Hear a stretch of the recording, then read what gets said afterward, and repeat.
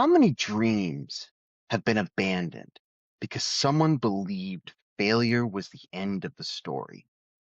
How many opportunities were left unexplored because someone believed failure was the end of the story? How many people convinced themselves they were incapable, not because they lacked potential, but because they experienced a setback and decided that setback defined them? Failure has a strange power over us, not because of what it is, but because of what we believe it means. And today, I want to challenge one of the most damaging beliefs people carry, that failure is the end. Because let's be clear on this matter, it isn't. It's a chapter, a single chapter, and chapters are not the whole story. Welcome back to the Hero Hour, the podcast about transformation, resilience, identity, and rewriting the narratives that shape our lives. I'm Nathaniel D. Boree, and today we're talking about failure, a topic that affects every single person who has ever attempted something meaningful. If you're trying to grow, create, lead, build, change, or becoming something more than you were yesterday, ultimately, failure is inevitable. Not because you're doing something wrong, but because you're doing something difficult. And somewhere along the way, many of us were taught to view failure as evidence that we should stop. I think that's one of the greatest misunderstandings of the human experience. Most people don't actually fear failure, at least not failure by itself. Most people fear what failure seems to say about them. They fear embarrassment. They fear judgment. They fear rejection. They fear looking foolish. Trust me, that can be a big one. They fear disappointing themselves. They fear disappointing others. And because those emotions can be painful, people often avoid situations where failure is possible. But there's a hidden cost to that. When we avoid failure completely, we often avoid growth as well, because every meaningful achievement requires entering territory where success is not guaranteed. And that certainty is uncomfortable. One of the most important distinctions a person can learn is the difference between an event and an identity. Failure is an event. It happens. It teaches. It hurts. It challenges, but it's still just an event. The problem begins when people transform that event into an identity. Instead of saying, I failed, they begin saying, I am a failure. And those two are completely different statements. One describes an experience, the other describes a person. One leaves room for growth, the other creates a prison. I think many people spend years trapped inside identities built from moments that were never meant to define them.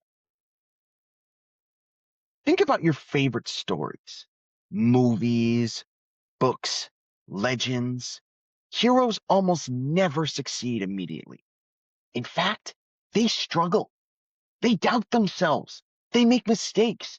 They lose battles. They experience setbacks. They grow impatient. They get overconfident. And that's exactly why those stories resonate.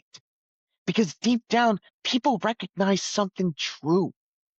Growth is rarely ever a straight line. Transformation is messy. The hero isn't defined by never falling. The hero is defined by continuing after they fall. That's what inspires us, not perfection, but persistence. Failure can be painful. It can also be one of life's greatest teachers. Success often shows us what worked. Failure shows us what needs attention. Failure teaches humility. It teaches adaptability. It teaches patience. It teaches resilience. It teaches self-awareness. And most importantly, failure teaches us whether we're willing to continue or not. Because anyone can feel motivated when everything is working. Character is often revealed when things aren't working. I think perfectionism deserves a special mention here because perfectionism often disguises itself as excellence, but underneath it is usually fear of making mistakes, fear of criticism, fear of not measuring up. And perfectionism can become one of the most effective forms of self sabotage. Because if you believe everything must be perfect, you may never begin. You may never publish. You may never create. You may never speak. You may never apply. You may never risk. Not because you're incapable, but because you're waiting for certainty. And certainty rarely arrives. Progress almost always requires imperfection. One reason people love redemption stories is because they speak to something deeply human. Most of us know what it's like to fail, to fall short, to make mistakes, to regret choices. And we want to believe those moments don't have the final word. We want to believe growth is possible. We want to believe change is possible. We want to believe a difficult chapter doesn't determine the ending. That's why redemption stories resonate, because they remind us that people are more than their worst moments. And maybe that's something we should remember about ourselves as well. So, what do we do when we fail? Well, first, we acknowledge it honestly. Don't deny it. Don't minimize it. Don't pretend it didn't happen. We face it. Then we ask, what can this teach us? What needs to change? What needs to improve? What needs to be learned?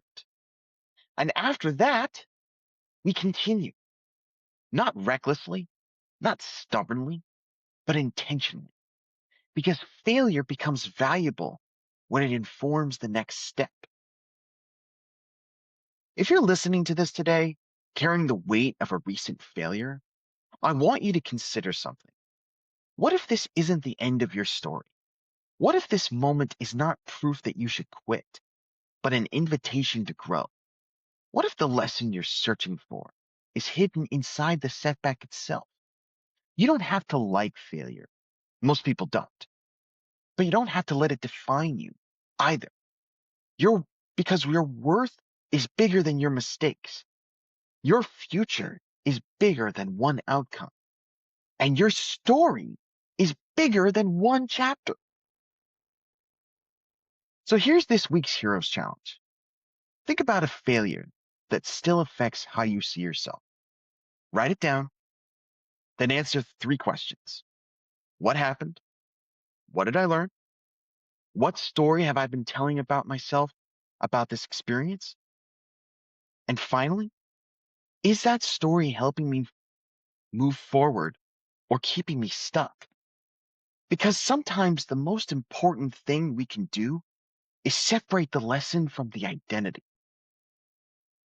Failure is not the end of the story. It never was.